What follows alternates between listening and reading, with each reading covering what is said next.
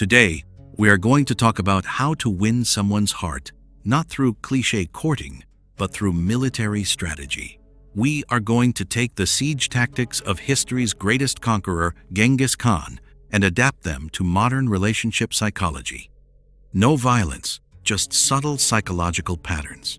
From initial reconnaissance to absolute surrender. How do you make someone fall for you in just 3 dates? Let's break it down, step by step. Date 1. Feigned retreat and reconnaissance. How did Genghis Khan wage war? He never launched a reckless head-on assault against a fortress wall. His favorite maneuver was the feigned retreat. The Mongols would fake an attack, suddenly turn around, and ride away. Thinking they had won, the enemy would relax, pour out of the gates in the heat of the chase, and walk right into a carefully prepared ambush. On your first date, your goal is not to conquer the territory, but to scout it out and leave them obsessing over you long after the night ends. How this works on date 1. Deep reconnaissance. Ask unexpected questions. Forget basic conversation like, "What do you do for work?" or "What kind of music do you like?"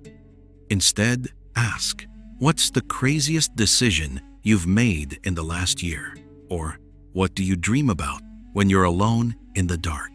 You are uncovering the fortress's values and vulnerable spots. Deliver high-energy emotions. Keep the date dynamic.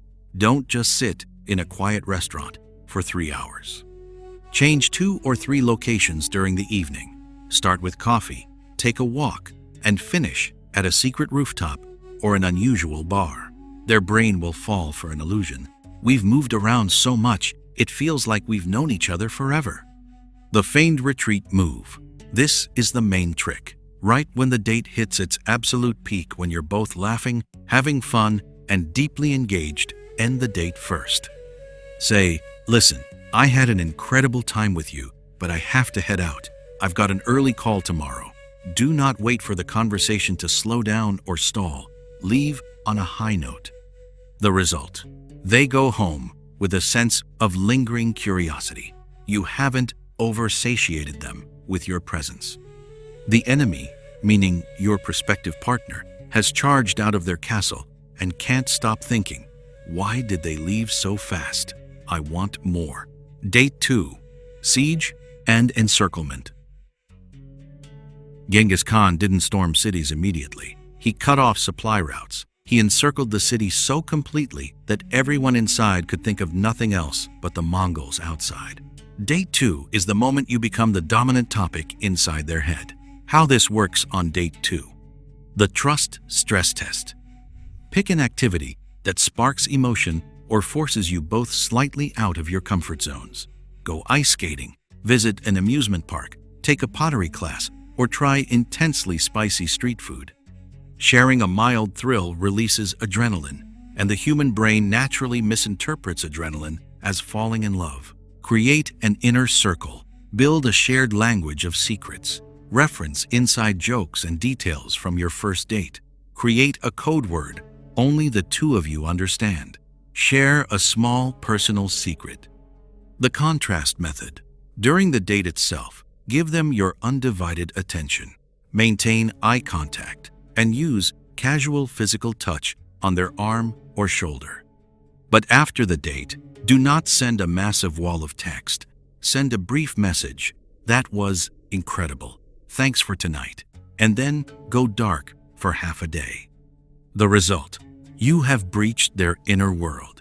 They are no longer comparing you to anyone else on dating apps. You have taken over their mental headspace. The siege is working. Date 3. Ultimatum and absolute surrender. The great Khan always gave a fortress a choice before the final assault. The purpose of date 3 is to shift the dynamic from "we're just feeling this out" to "there is a fire between us and there is no stopping it." This takes courage and complete immersion.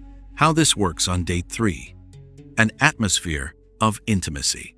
The third date should be intimate, cozy, and conducive to deep honesty. A home-cooked dinner, a quiet corner in a dimly lit venue, or a late-night walk under the stars. Lower your armor. Show your vulnerability. Genghis Khan valued sincerity and loyalty. Be honest. I'm usually pretty guarded around new people, but with you, I feel like I've known you for years. Creating scarcity. Make them feel genuinely unique while subtly showing that you are a valuable person who won't wait around forever. Natural touch.